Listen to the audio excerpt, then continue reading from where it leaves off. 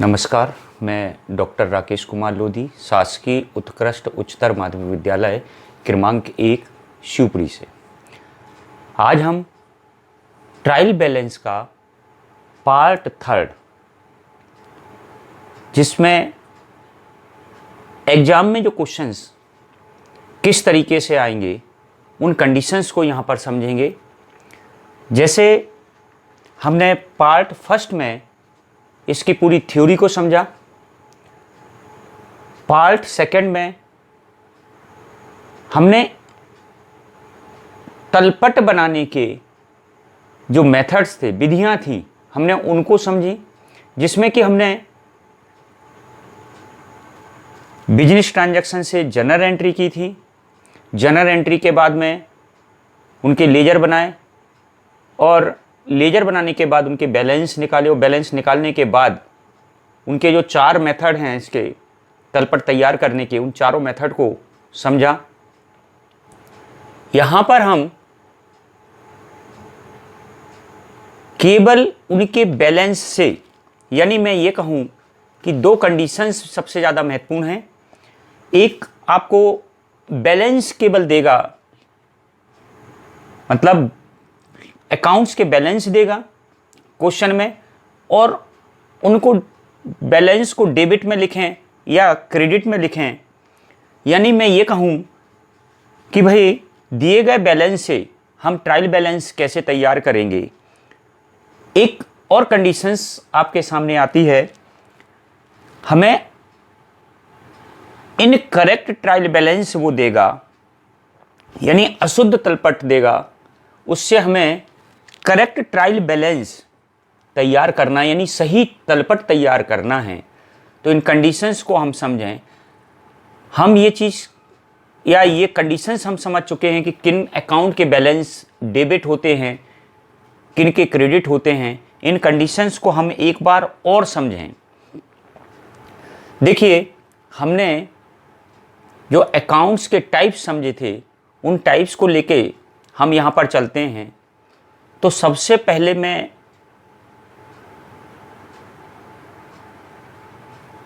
Personal account को लेकर हम चलें। तो देखिए, पर्सनल अकाउंट, इसमें किन्हीं व्यक्तियों से, यानी हम ये कहें कि व्यक्तिगत खातों से संबंधित बैलेंस डेबिट होते हैं या क्रेडिट होते हैं। तो जिन व्यक्तियों से हमें कुछ रकम अमाउंट लेनी होगी या हमने उनको उधार दिया होगा, ऐसी कंडीशन को, यानी मैं ये कहूं कि जिनको हमने उधार माल बेचा या उधार दिया जाता है, उन व्यक्तियों के खाते हमेशा डेबिट होंगे। जैसे एग्जाम्पल के रूप में हम डेटर्स ले लें, यानी हमने उनको उधार माल बेचा, वो हमारे डेटर्स कहलाते हैं, उनका बैलेंस डेबिट होगा। और वे लोग या वह संस्थाएं जिनसे हम उधार माल खरीदते हैं या उधार लेते हैं, उनके बैलेंस हमेशा क्रेडिट होंगे। जैसे क्रेडिटर्स हैं। इन कंडीशंस को आपको क्लियर करना है कि किन संस्थाओं के या व्यक्तियों के खाते डेबिट है या क्रेडिट होंगे।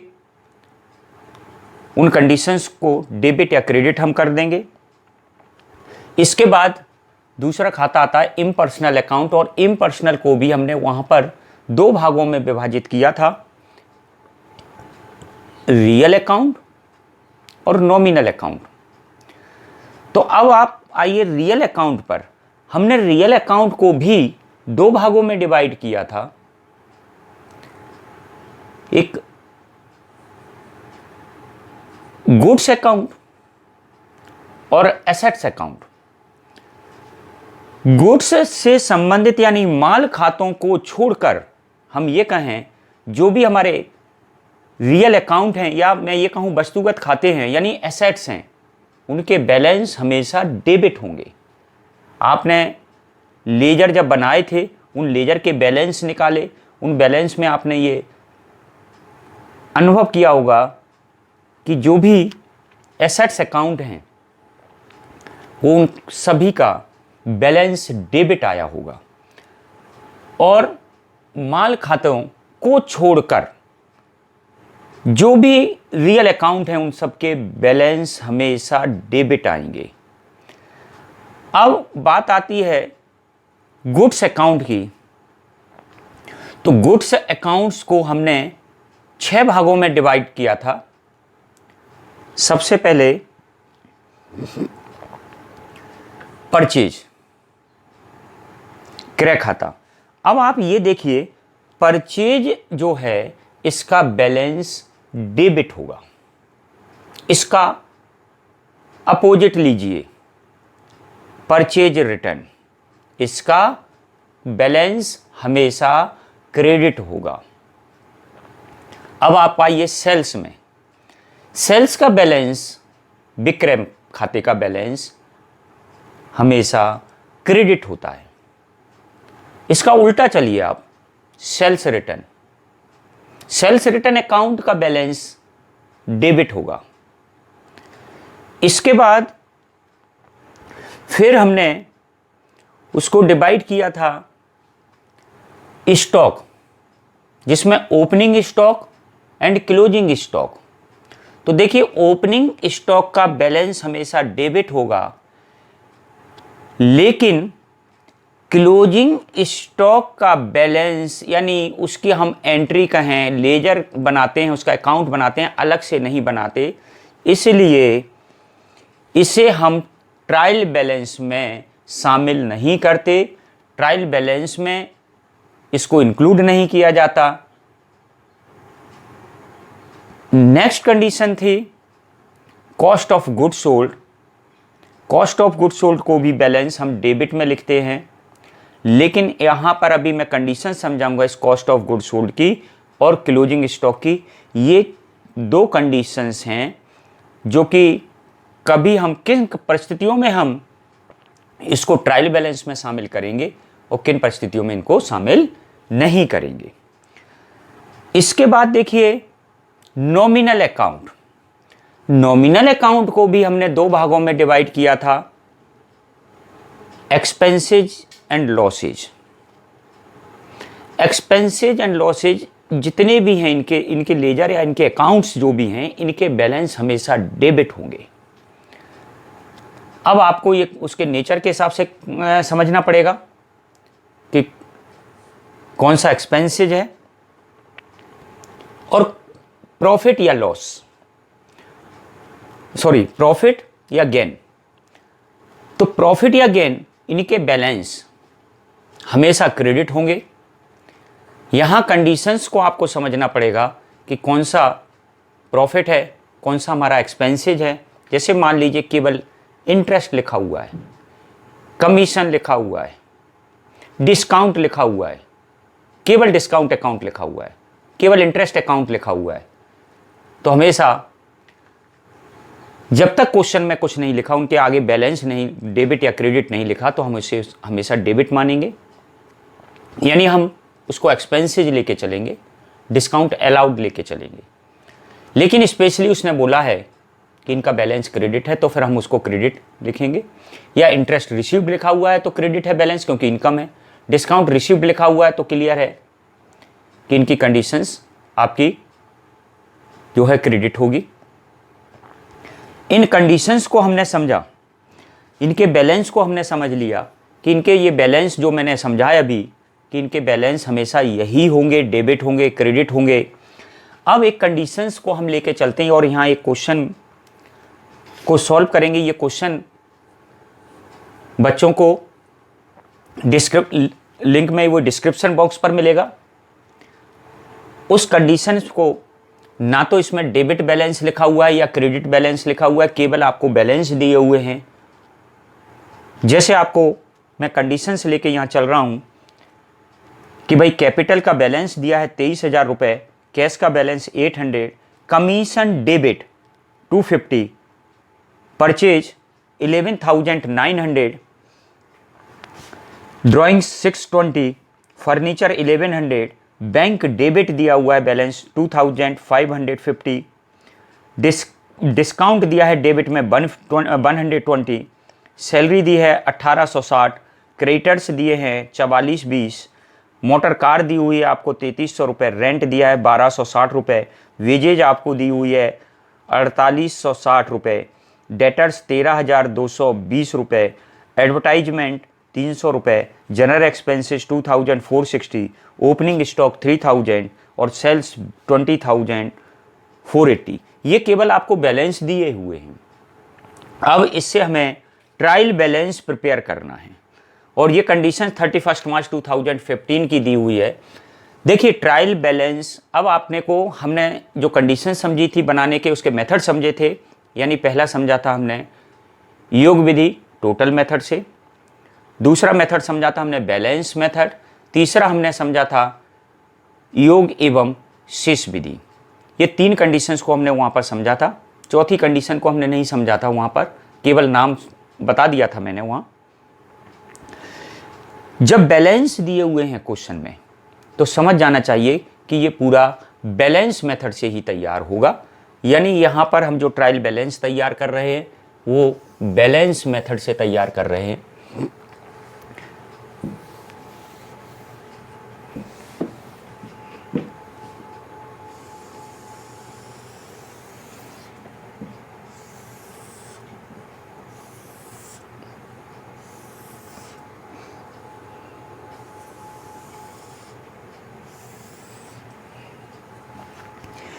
ये कंडीशंस आ जाएगी name of accounts,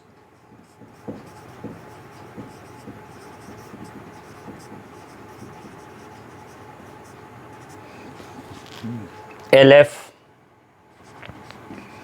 and amount debit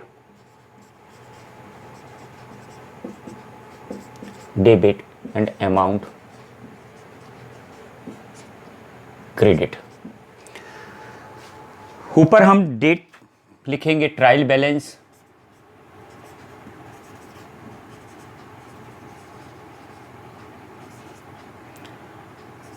as eight, इसमें डेट दी है 31 मार्च 2015।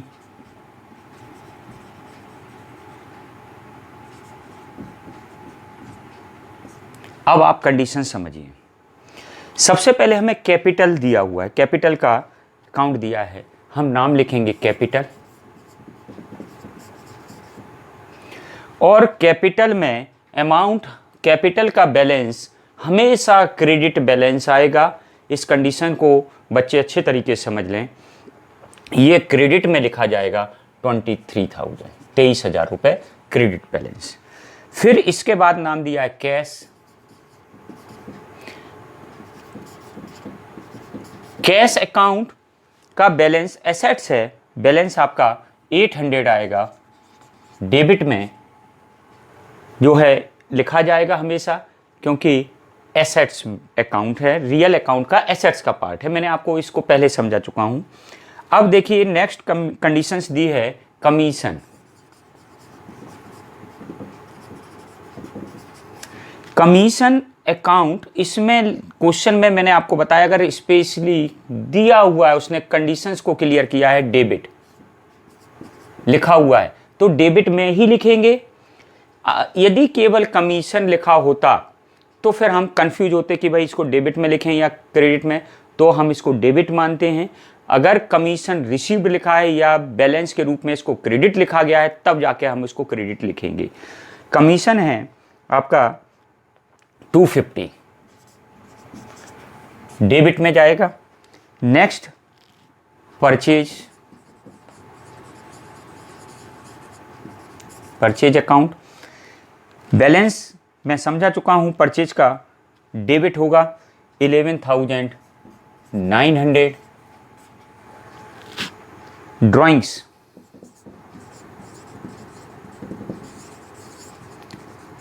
इसका बैलेंस भी डेबिट होगा 620। फर्नीचर,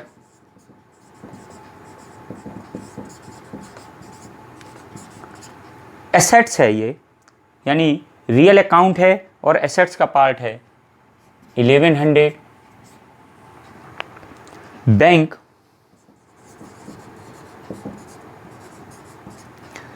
अकाउंट एसेट्स है, लेकिन बैंक का बैलेंस डेबिट भी हो सकता है और क्रेडिट भी हो सकता है। ये आपको क्वेश्चन में क्लियर लिखा होगा, उसने बैंक अकेला लिखा है यानी आपकी एसेट्स है 2250 और डेबिट में लिखी जाएगी। लेकिन अगर इसने बैंक ओवरड्राफ्ट लिख दिया या बैंक का बैलेंस यहाँ ब्रैकेट में लिख दिया उसने क्रेडिट, तो इसका मतलब ये है बैंक ओवरड्राफ्ट होगा और बैलेंस क्रेडिट होगा। डिस्काउंट, यहां पर क्वेश्चन में क्लियर लिखा है उसने डेबिट 120, यानी इसका बैलेंस भी डेबिट हो सकता है और क्रेडिट हो सकता है, कंडीशंस पर निर्भर करेगा। सैलरीज, एक्सपेंसेज है, डेबिट होगा और क्रेडिटर्स, इसका बैलेंस क्रेडिट होगा 4420। इस तरीके से ये कंडीशंस आपके क्लियर हो गए कि किन अकाउंट्स के बैलेंस डेबिट होंगे और किन के क्रेडिट होंगे। ये कंडीशंस को बहुत अच्छे तरीके से समझ लें, इससे कि हमारी कोई गलती की गुंजाइश ना रहे।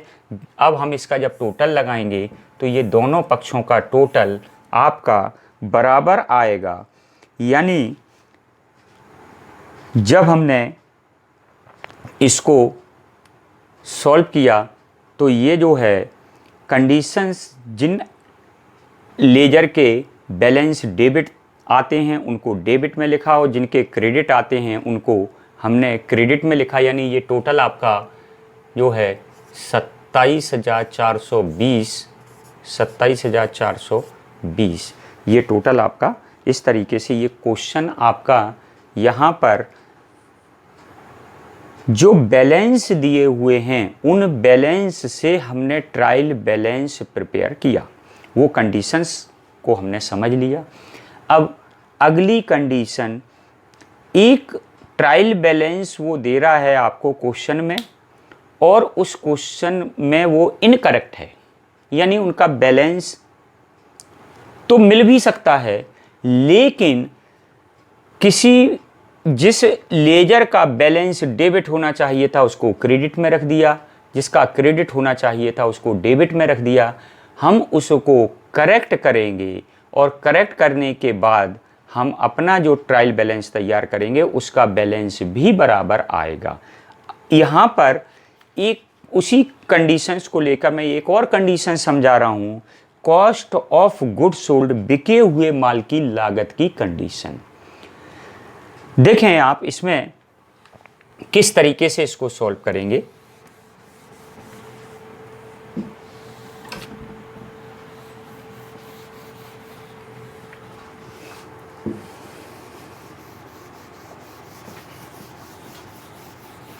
मैं पहले कॉस्ट ऑफ गुड्स सोल्ड के बारे में डिस्कस करना चाहूंगा। आप ये देखिए कॉस्ट ऑफ बिके हुए माल की लागत है क्या। हम ये कहें कॉस्ट ऑफ गुड्स सोल्ड का एक फॉर्मूला लिखें पहले, तो हम यहां पर रफ वर्क में cost of goods sold equal to opening stock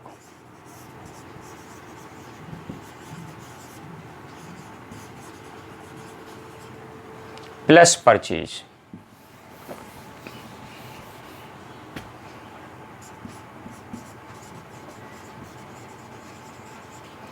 minus closing stock. इस कंडीशंस को आप, इसमें डायरेक्ट एक्सपेंसेस भी इंक्लूड होते हैं लेकिन जब हम ट्रायल बैलेंस बना रहे हैं तो यहाँ पर उसको मैं छोड़ रहा हूँ, यानी एक सिंपल सा फॉर्मूला बना दिया, cost of goods sold equal to opening stock plus purchase minus closing stock. अब देखिए अगर हम कॉस्ट ऑफ गुड्स सोल्ड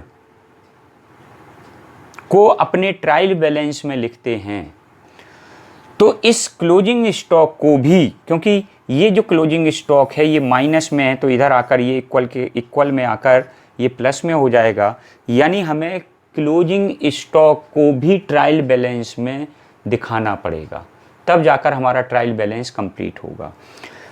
तो इस क्लोजिंग स्टॉक को हम यहाँ लेके आ गए, तो फिर ये दो कंडीशन नहीं लिखी जाएंगी, भले ही उसमें उनके बैलेंस दिए हुए हैं, ओपनिंग स्टॉक प्लस परचेज। अब देखिए, यदि क्वेश्चन में आपको कॉस्ट ऑफ गुड्स सोल्ड नहीं लिखना, तो फिर ये दो कंडीशन लिखी जाएंगी, ओपनिंग स्टॉक और परचेज। और अगर गिवन नहीं है, जैसे मान लीजिए आपको ये तीन कंडीशन दी हैं, उसने कॉस्ट ऑफ गुड्स सोल्ड दिया है, ओपनिंग स्टॉक दिया हुआ है, क्लोजिंग स्टॉक दिया, लेकिन परचेज की अमाउंट आपको नहीं दी, तो यहाँ इस फॉर्मूले से उसकी कैलकुलेशन होगी, और कैलकुलेट करने के बाद उसको फिर परचेज लिखा जाएगा। अभी यहाँ पर हम इसी क्वेश्चन में समझते हैं। देखिए, इसमें जो कंडीशन दी है, इस क्वेश्चन को मैं आपको पहले पढ़ रहा हूँ, बाकी क्वेश्चन आपको डिस्क्रिप्शन बॉक्स में मिल जाएगा पूरा। कॉस्ट ऑफ गुड्स सोल्ड 75,000 रुपये, क्लोजिंग स्टॉक 20,000 रुपये, डेटर्स 30,000 रुपये, क्रेडिटर्स 15,000 रुपये, मशीनरी 25,000 रुपये, ओपनिंग स्टॉक 30,000 रुपये, सैलरी एंड रेंट 10,000 रुपये, सेल्स 1 लाख रुपीज़, कैपिटल 45,000 रुपये। अब आप ये देखिए, यहाँ पर इस क्वेश्चन में आपको परचेज नहीं दिया। मैं आपसे दोनों कंडीशंस को, यानी मैं कॉस्ट ऑफ गुड्स सोल्ड को भी लेके चलूँगा और परचेज की कंडीशंस को भी हम लेके चलेंगे। तो यहाँ सबसे पहले हम परचेज की अमाउंट कैलकुलेट कर लें। कॉस्ट ऑफ गुड्स सोल्ड हमें गिवन है 75,000 रुपये। कितना दिया हुआ है? 75,000 रुपये। ओपनिंग स्टॉक हमें दिया हुआ है 30,000 रुपये, प्लस परचेज हमें गिवन नहीं है, और क्लोजिंग स्टॉक हमें दिया हुआ है 20,000 रुपये। अब आप ये देखिए, यहां पर परचेज गिवन नहीं है, तो परचेज की कैलकुलेशन हम कर लेते हैं, यानी 75,000 रुपये माइनस 30 में से 20 गए तो 10,000 रुपये, प्लस परचेज 10,000 को इधर लेके आ जाइए, यानी 75,000 माइनस 10,000 इक्वल टू परचेज, यानी परचेज हमारी अमाउंट जो है 65,000 के रूप में आ गई।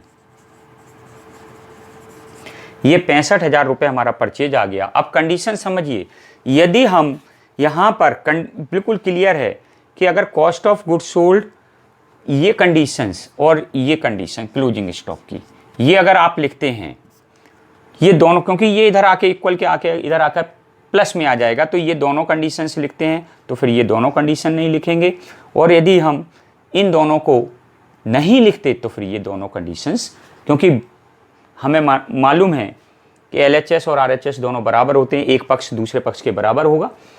अब आप देखिए, इसका अब हम ट्रायल बैलेंस बनाते हैं। इस वर्किंग नोट को आप नोट कर लें अलग से, क्योंकि ये दोनों कंडीशन हमारे काम में आएंगी। ये कंडीशन प्लस मतलब 30,000 प्लस 65,000, ये दोनों condition opening stock plus purchase का बन जाएगा, या 75,000 प्लस 20,000 ये बन जाएगा।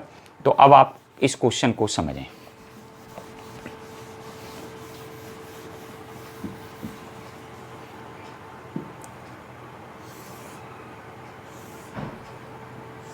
सबसे पहले हम कॉस्ट ऑफ गुड्स सोल्ड को लेके नहीं चलते, हमने जो परचेज निकाला था उसी कंडीशंस को लेके चलते हैं। परचेज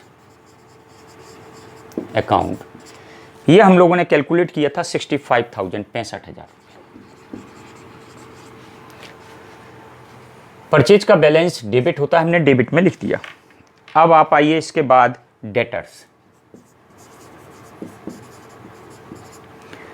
डेटर्स अकाउंट दिए हैं हमें 30,000 रुपये, डेबिट में आएगा 30,000 रुपये। नेक्स्ट दिया है क्रेडिटर्स,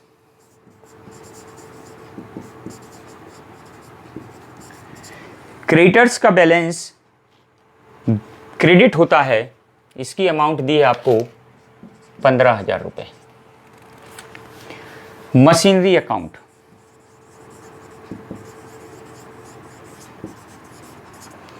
इसका भी बैलेंस डेबिट में आएगा, दिया हुआ है 25,000 रुपये। ओपनिंग स्टॉक, परचेज के साथ ओपनिंग स्टॉक आएगा,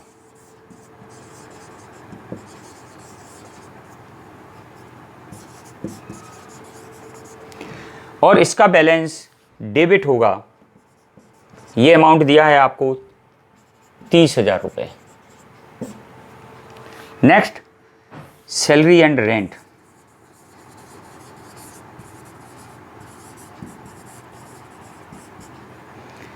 ये अमाउंट आपको दिया है 10,000, 10,000 रुपये। फिर दिया है आपको सेल्स अकाउंट, ये बैलेंस आपका क्रेडिट होगा 1,00,000 रुपये। और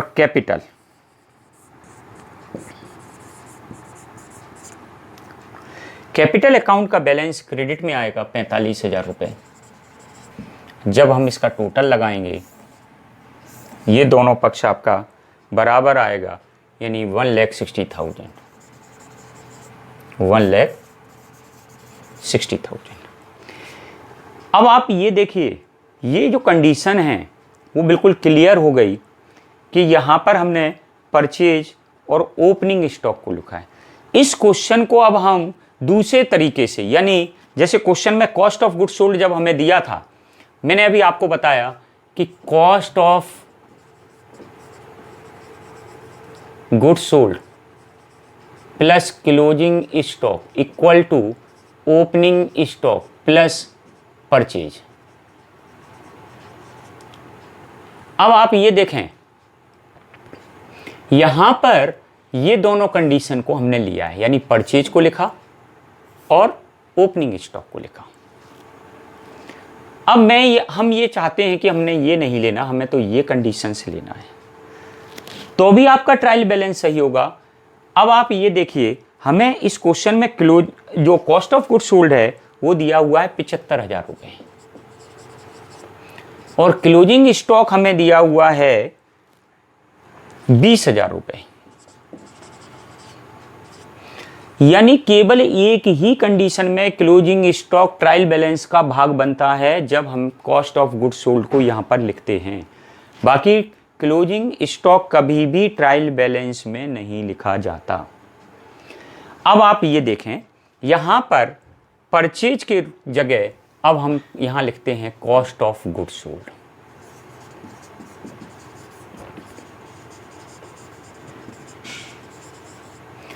और अमाउंट लिखी जाएगी ये 75,000 रुपये।